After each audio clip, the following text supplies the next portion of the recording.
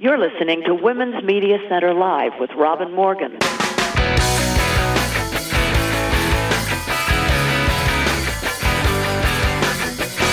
Welcome to Women's Media Center Live. I'm Robin Morgan.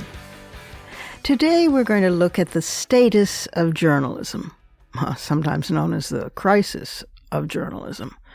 You know, it could be easily argued that right now we're in a period, and just emerging from a period, of the golden age of journalism, given all the remarkable investigative reporting that's been going on, particularly from the New York Times and from the Washington Post. But just before this time, during the Trump regime years, there was a desert in terms of journalism where people didn't take it seriously or didn't challenge it or let things pass, until finally the New York Times named a lie, and things changed from that point on. But now what we're left with is a real crisis in journalism, particularly in print journalism, and that's what we're going to focus on today. My special guest is the distinguished columnist for the New York Times, Gail Collins, who is also a dear, and we'll get to all that right after we go inside the headlines.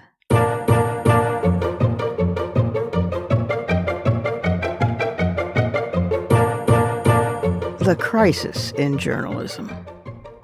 Serious studies are being done on this by reputable sources: the Pew Research Center, the Columbia School of Journalism, the Columbia Journalism Review in partnership with the TOW Center for Digital Journalism, the Reuters Institute for the Study of Journalism, and so on. So let's unpack this, to use the dreary common parlance, which makes it sound as if we had all newly arrived someplace when actually we've hardly budged from our own homes the past year due to COVID. Let's unpack it. First, a few facts. Newsroom employment at U.S. newspapers continues to plummet, falling by around half since 2008. Within each of the industries analyzed by the Bureau of Labor Statistics, newspapers, broadcast television, radio, cable, and digital, notable job growth occurred only in the digital news sector. Since 2008, the number of digital newsroom employees has more than doubled, from 7,400 workers to about 16,000 in 2019. Television broadcasting employees now account for a larger portion of all newsroom employees, rising from 25% in 2008 to 34% in 2019. Sinclair, the pro-Trump arch-conservative company that's taking over local news across the country, is doing so at a hostile, breathtakingly rapid rate. Sinclair already reaches 40% of all households, and soon will reach 72%. All Sinclair affiliates tend to air almost identical words from news anchors in a terrifying 1984 fashion. The Pew Research Center last year found that 37% of Americans say they frequently rely on local TV for news. That means Sinclair. Not far behind the 45% of Americans who say they get news from Facebook, but ahead of the 33% who say they look at news websites and apps, the 28% who watch cable news, the 26% who watch national nightly news, and the, wait for it, 18% who still read print newspapers. Perhaps another day we'll be able to take on the other news sources, but for now I want to focus on print media. Yeah, that almost laughable, heartbreakingly sad source for the only 18% of readership that still pays attention to it. According to Penelope Abernathy, the Knight Chair in Journalism and Digital Media Economics at the UNC Hussman School of Journalism and Media, successive technological and economic assaults have destroyed the for-profit business model that sustained local journalism in this country for 2 centuries. Hundreds of news organizations, centuries-old newspapers, as well as nascent digital sites have just vanished. By early 2020, survivors were hanging on by the slimmest of profit margins. The traditional business model that once supported local newspapers, relying on print subscribers and advertising to generate revenue, has become very difficult, if not impossible, to sustain because the audience for local news continues to shrink and advertising dollars follow them and disappear. Between 2000 and 2018, newspaper advertising revenue in the United States plummeted from over $70 billion to less than $15 billion. And over the past 15 years, the United States has lost 2,100 newspapers, leaving at least 1,800 communities that had a local news outlet in 2004 with none at the beginning of 2020. Add to this the COVID-19 pandemic, which, because people weren't shopping, so what's the point of taking out ads, wreaked havoc on the industry.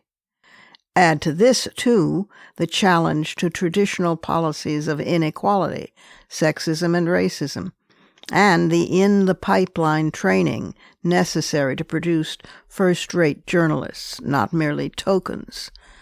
So-called micropayments, the paying per article model, is unlikely to take off in newsrooms because the model is unattractive to advertisers.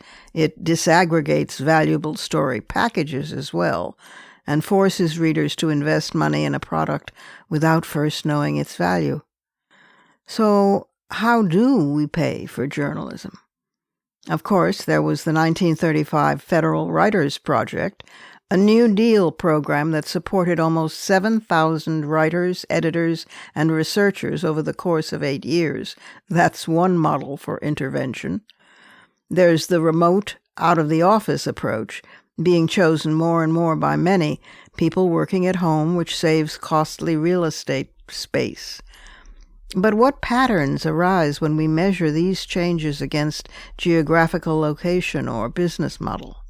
With the accelerated collapse of advertising revenue, how can we test the sustainability of reader-driven revenue?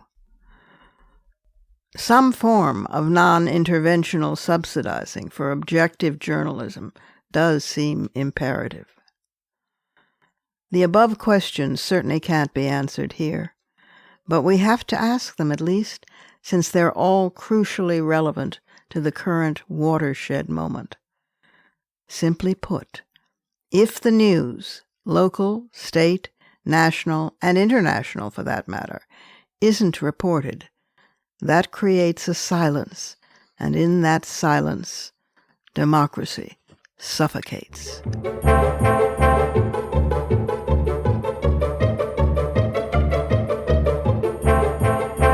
It's time for our first break, but we'll be back in just a moment with Gail Collins, our special guest. She's the columnist for the New York Times, and that's coming right up.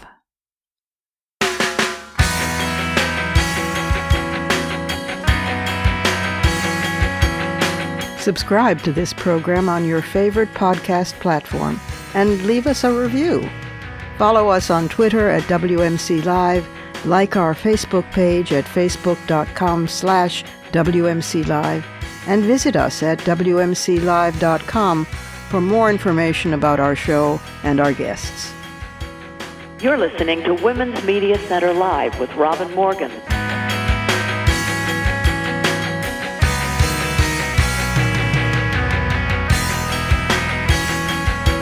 Gail Collins is an American journalist, an op-ed columnist, and an author, most recognized for her work with the New York Times.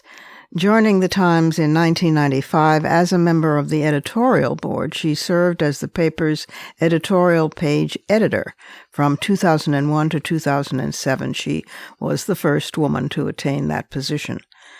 She's also published several books, including America's Women, 400 Years of Dolls, Drudges, Helpmates, and Heroines, and When Everything Changed, and most recently in 2019, her book No Stopping Us Now, the adventures of older women in American history. Here, returning to the program again, is Gail Collins.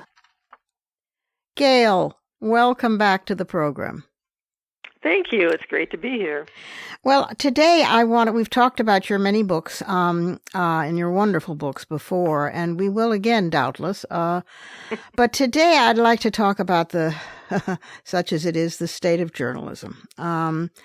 We know that Sinclair has been gobbling up local news, radio stations, horrifically, just terrifyingly.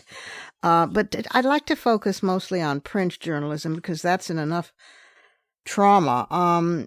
Between 2000 and 2018, advertising revenue in the U.S. newspapers plummeted from over $70 billion to less than $15 billion.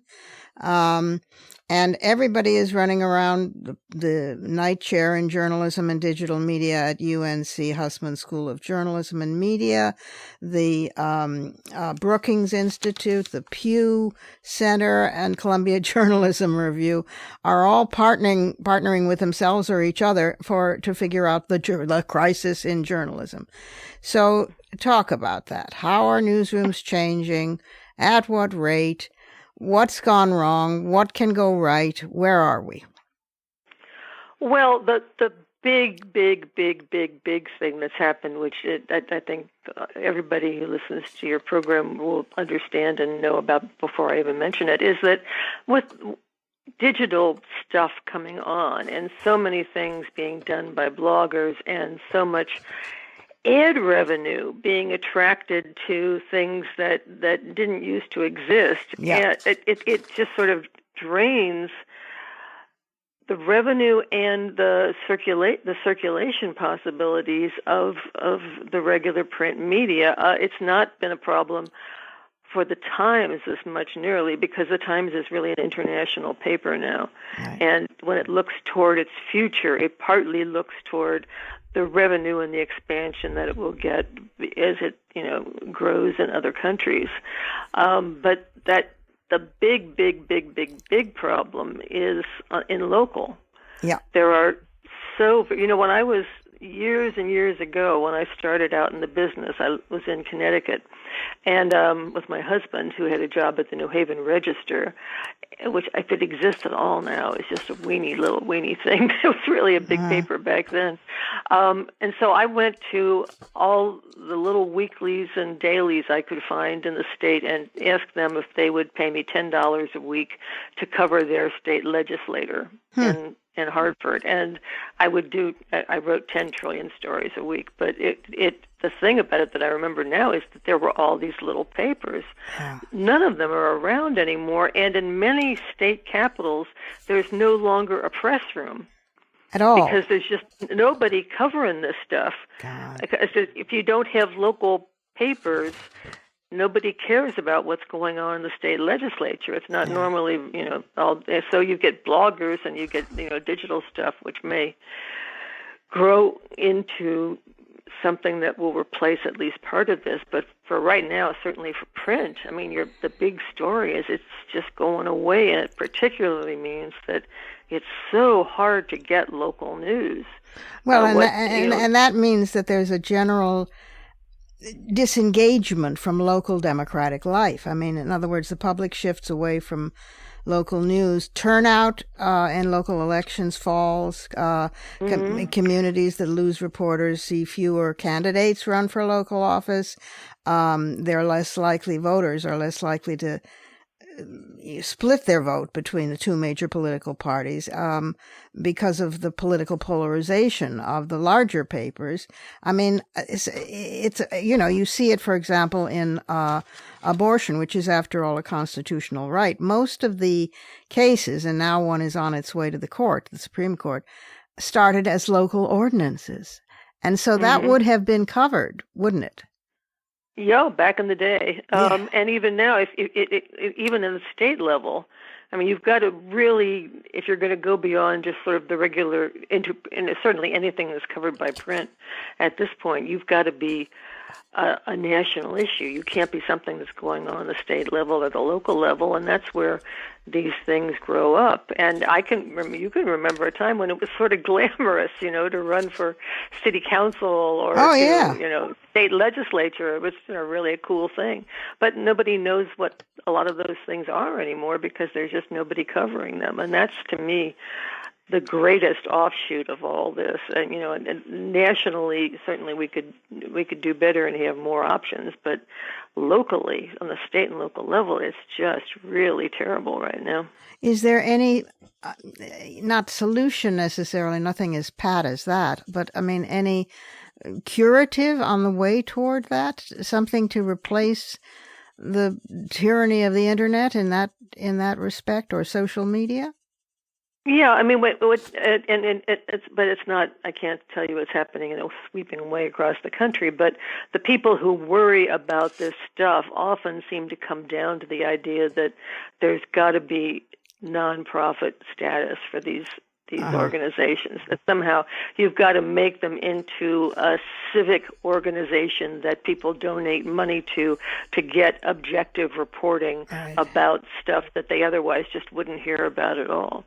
But then, of course, those are the people who have money, even a little money, to subscribe. Or this isn't. I guarantee you, this is not a perfect answer. But if it was available, if it was around somewhere, and people could pick up on it, it would. If you just had big donors underwriting as a form of charity, some kind of a very even online, a very serious online presence in city councils and state houses that would do serious objective reporting about this kind of stuff. You'd be knowing a lot more stuff than you are right now, I can tell you. Yeah.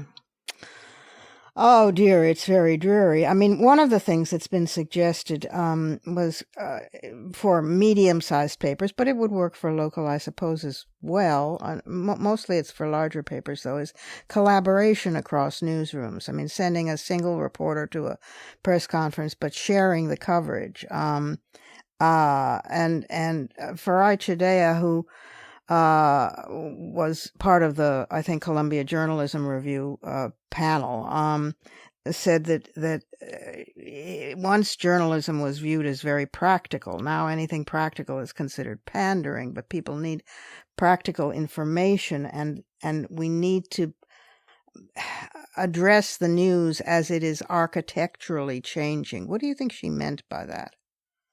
Well, it's true. It's you didn't. You can get stuff nationally now. People who are interested in a big issue, like abortion, are willing to go searching online or to spend money to subscribe to, or to endorse and support organizations that will report on this stuff and let you know that something weird is happening in, say, Mississippi, even if nobody in Mississippi is reporting on it right now. And that way you kind of can build it up nationally, which is so good and so important. But once again, that your regular person who's sitting around in Utah or Oregon or Idaho or wherever and wants to know what's going to happen, what the future rights are going to be, who to support, what's going on. It's really hard. Unless there's a sugar daddy or sugar mama. In other words, a real endowment in some sense for small bore journalism, which is the core of journalism. Oh. Yeah, and it's not easy to get without, especially if you're looking for objective journalism in which you cannot promise your donors that every story that comes out is going to be something they'll be happy to hear about. Well, no, you can't promise your donors, in a sense, anything. You can just promise them quality. But that's a neither fear nor favor position. That, well, I guess Bezos, and I'm not a fan of Bezos, but I guess he's adopted that position with the Washington Post. I must say, and I wanted to ask you about this, what's your sense of the feeling at the Times, particularly? Maybe you can't answer this, I don't know.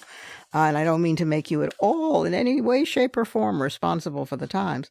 But since they I think that both the Washington Post and the New York Times, let me start by saying this, are having and have recently had a golden age of journalism, and to some extent the Atlantic and a few other places, because the investigative reporting on all of those fronts has been incredible. But to what extent is that a guilty conscience for having kind of given the Trump administration a pass, or done the false equivalence argument to death while he was in power? Because it feels to many people as if they did that. Well, what did happen, and it's a transformative change in straight hardcore reporting. Before Donald Trump, you tended to put things in context. Nobody wanted, if you were a reporter on the news side, to come out and say, lied today, or yeah, it was quite late that they started. Situation. It was quite late that the Times used the word lie. Yeah, and it wasn't something that made a lot of people happy, because they had liked the old system in which you tried to go out, just give the readers all the points on these different things and let them figure out who they thought the big liars were. But that's over now. That's gone. We're never going to go back to that point again. So everybody who lies will be called a liar from now on out.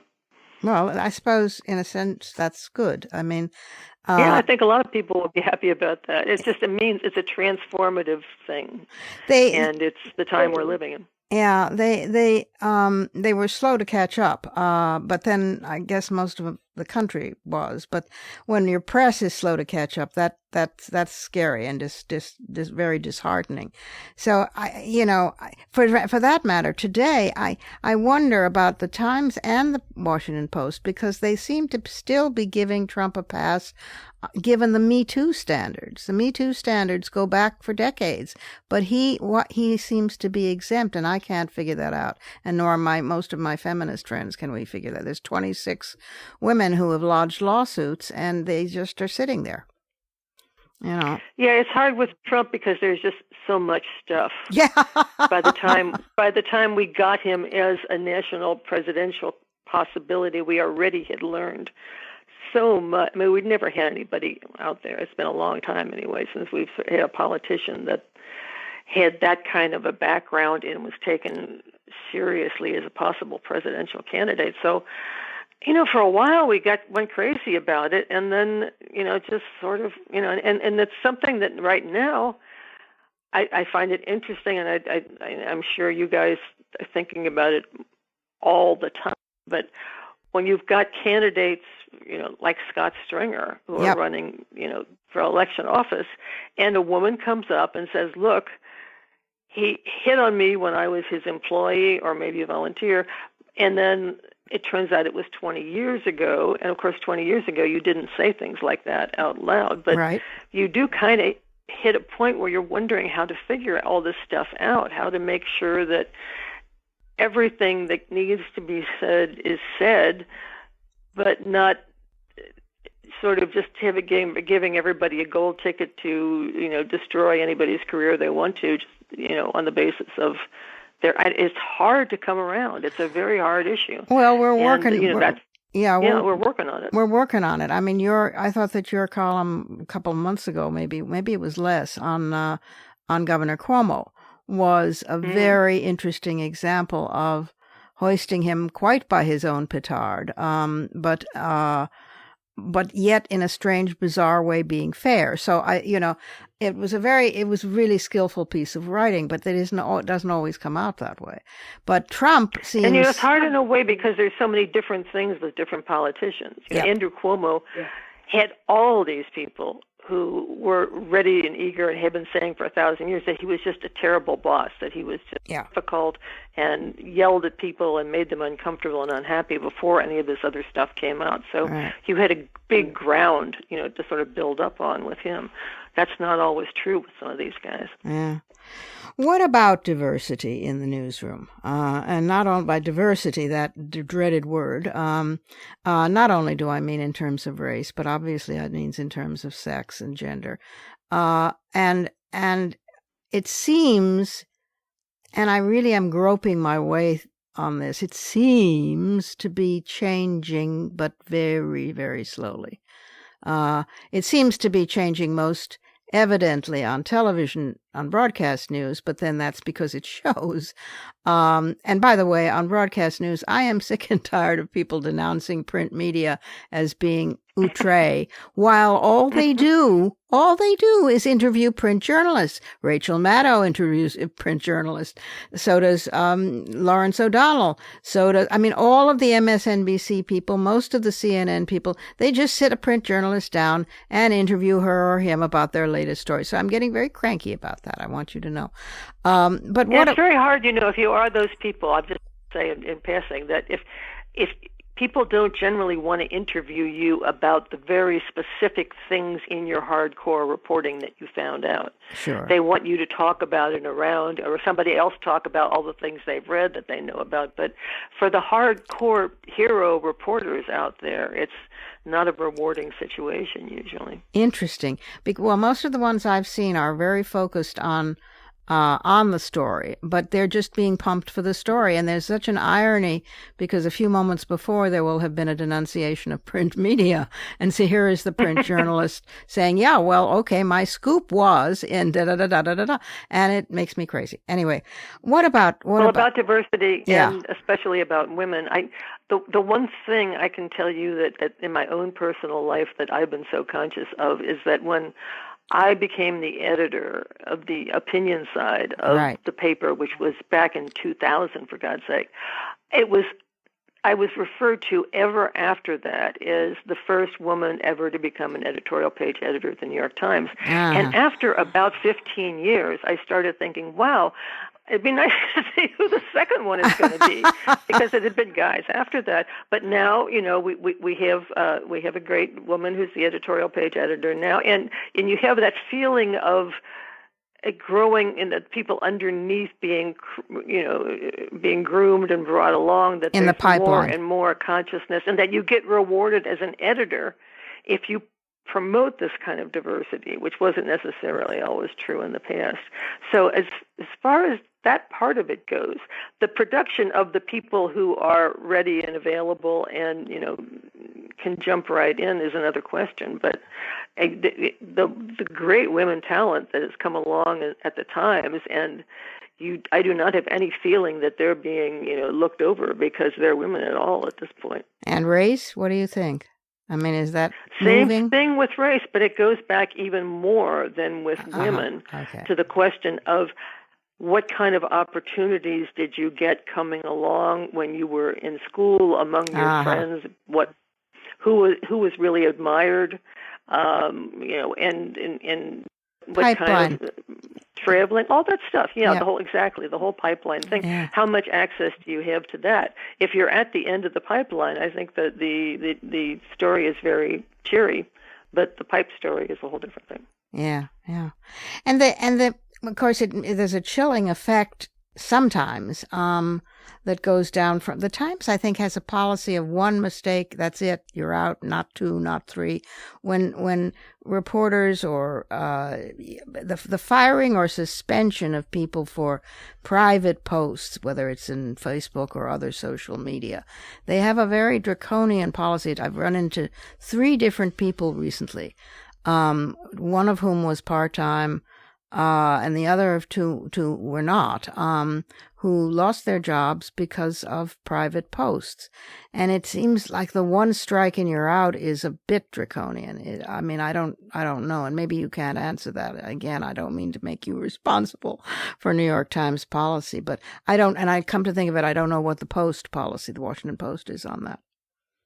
Yeah, and I can't really talk to you about it in any specifics because what I do now is just so totally removed from that level of stuff. But sure. The ones, and especially on the news side, which is a whole different saga than on the opinion side, and it depends so much on what the strike is and what the background is. Yeah. Did you make an error after you really worked really hard on something, but something came up and got screwed up along the way?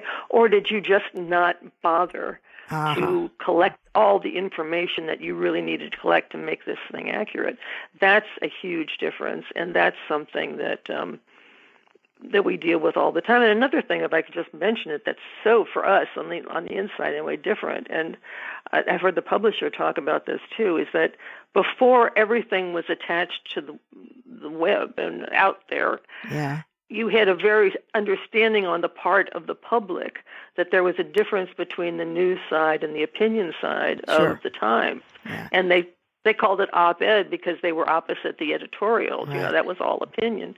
No, now that everything is online, if you see the New York Times attached to something, nobody bothers to say, well, yeah, they ran it, but that was an opinion piece, that wasn't a news piece. It's all blurred. It's much squishier than it was before, and so we're thinking all the time, especially on the news side, but on our side too, of how do you make clear to people that this isn't not something that we spent our lives, working on, figuring out the right answers to. This is something that a smart person from one side or the other wanted to share with the world, and we put it on the opinion page. Right. It's very hard. Well, and it's very hard also because Facebook doesn't, I think, do its job. I mean, they oh no, we're not publishers. We just are a platform, and we're not responsible for what goes on. So I think that intensifies the problem. Sure. Gail, tell me, last question. What if you could cast yourself 15, 20 years in the future, where do you think journalism will be? Will it all be online? Will it have collapsed there? Will we still have print? Where do you think we'll be? I can't get there. I can't say, people, when I talk to her, it's generational to a great degree. I do not, I must admit, talk to many people under the age of 35 who say, I just really like to get that print paper in the morning and sit down with my coffee and read the print paper, and that's the way I'm comfortable getting my news, and that's what I want to do. You don't run into that. I mean, it's just not product of that generation. So that part of it is fading away, and, I'm sad about that, but it's just part of life. And then now competing, instead of with other print newspapers, with all these online presences who don't have the same responsibilities we do, is difficult. But the thing that keeps, I think, the Times going and that will preserve and protect the Times forever is that people want to look at it because they know the Times is going to try to bring them an accurate story that's not cast, in on an opinion side one way or the other. And they really love that kind of quality journalism. But again, it's, you're talking about one or two places in a country where there's 50 states, many communities, lots and lots of stuff. Yeah. Well, I'm handily depressed. I mean, well, urge all of your listeners to think about some way to start something. Maybe it's online, but something online that doesn't just do opinion, but actually goes to the city council meetings or whatever and reports on what is said. Yeah, I mean, it's saved journalism. It's buy your local papers, keep them in business, keep print journalism in business as long as you can. If you have to transit to digital, be loyal with those sources that you really can trust. And I think we really do need to work toward some deep pockets for subsidized journalism and subsidized objective journalism, obviously, because without that, there is no democracy, Absolutely. And you and I have to then retreat to writing books, but that's no good. Well, we're in agreement again, as always. I do adore you. Oh, Gail, thank you so much. Thank you for being with us. Take care now. You too. It's time for our final break, but I'll be back directly with some fighting words.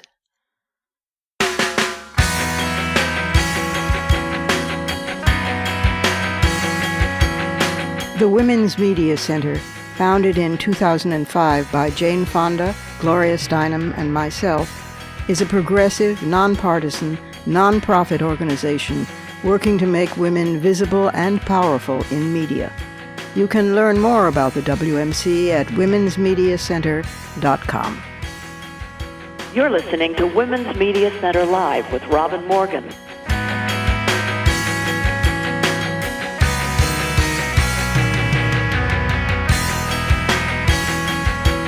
A free press. Those are fighting words.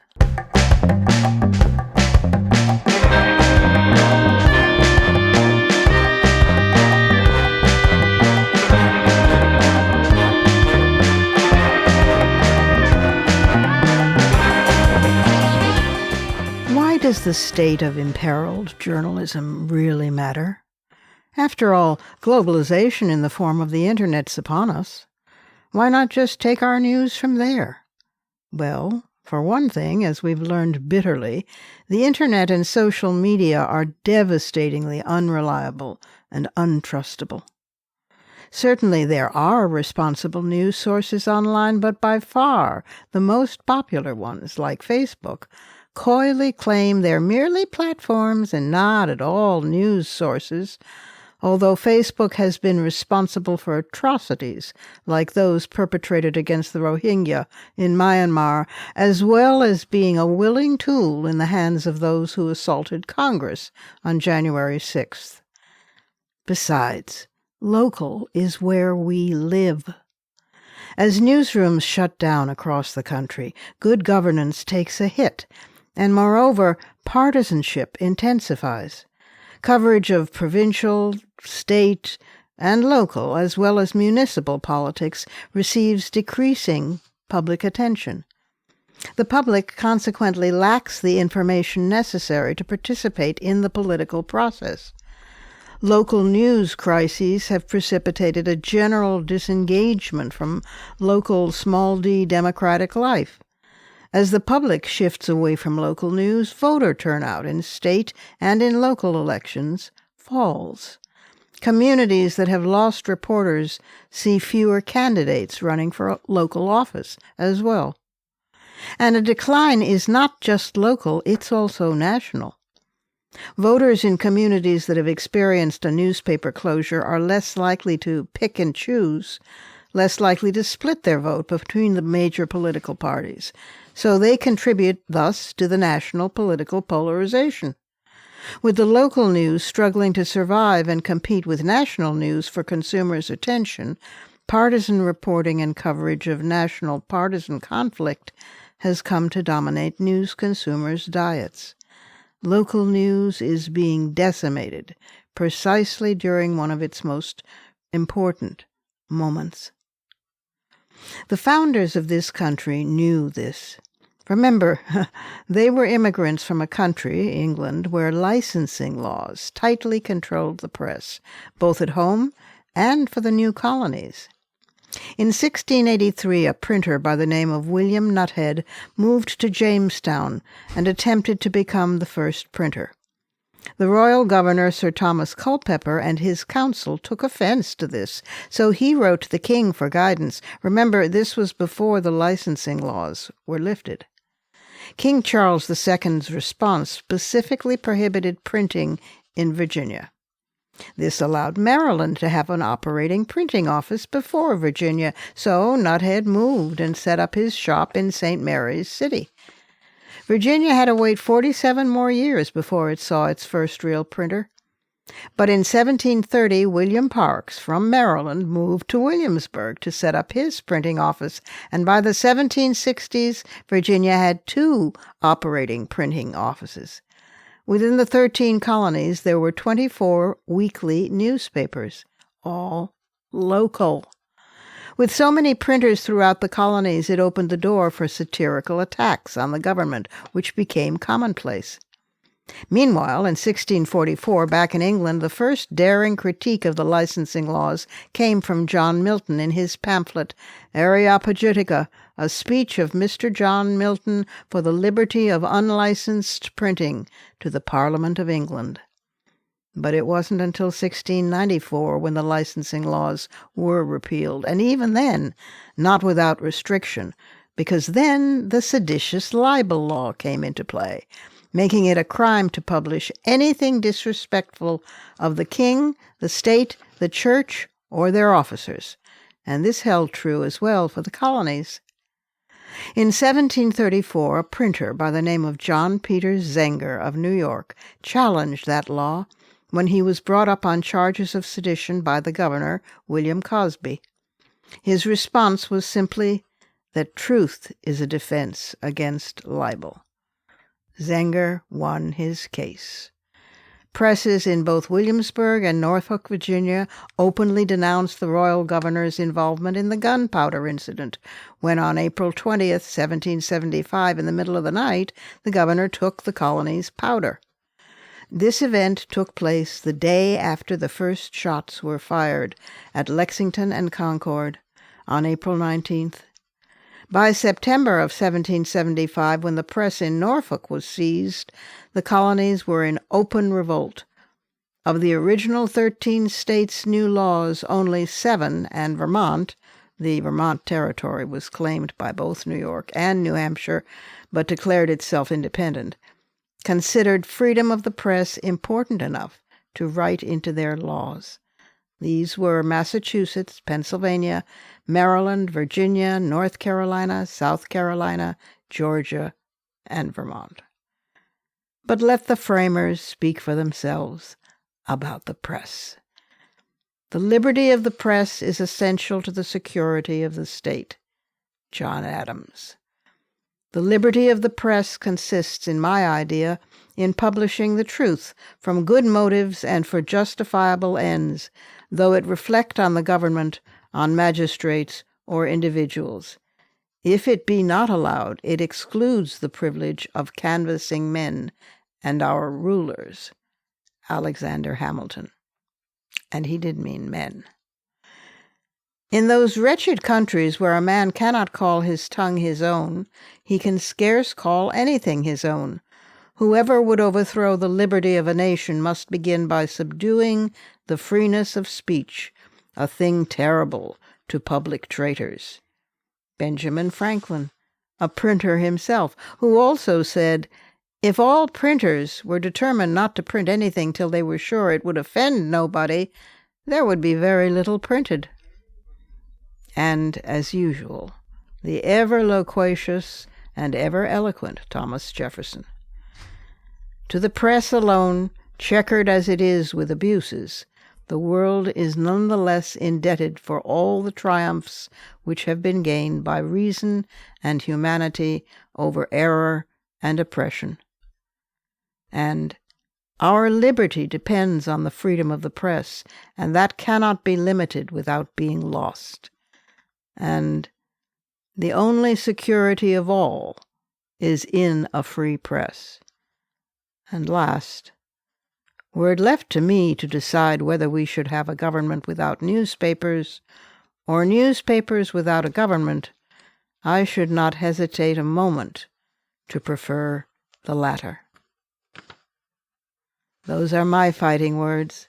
Add yours on Twitter, and remember to tag us at WMC Live and use the hashtag Fighting Words.